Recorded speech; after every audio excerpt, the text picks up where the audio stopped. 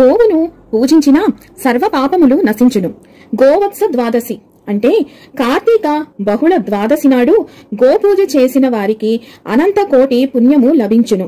అలాగే కార్తీక బహుళ త్రయోదశి మొదలగు 3 రోజులు గోత్రీ రాత్రి వ్రతము, ఆ రోజులలో గోపూజ గోదానములు చేయువారికి విష్ణు సాన్నిధ్యము కలుగును. ఈ కార్తీక మాస బహుళ ద్వాదశి నాడు మరియు బహుళ త్రయోదశి నాడు ఎవరైనా సరే గోపూజ చేసుకొని దానికి ధాన్యము లేదా పండ్లను తినిపించి గోవు యొక్క వృషభాగమునకు నమస్కరిస్తారో వారికి విశేషమైన పుణ్యఫలము లభించి చేసిన పాపాలు అన్నీ పోతాయని పురాణాలు తెలియజేయుచున్నాయి.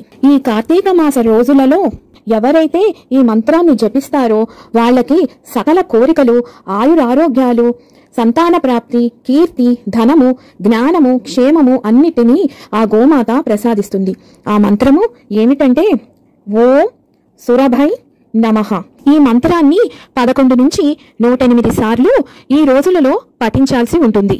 అంతేకాకుండా ఈ రోజులలో నేను ఇప్పుడు చెప్పబోయే మంత్రాన్ని 11 సార్లు పఠిస్తే మీకు కల సర్వ కోరికలు కూడా నెరవేరుతాయి.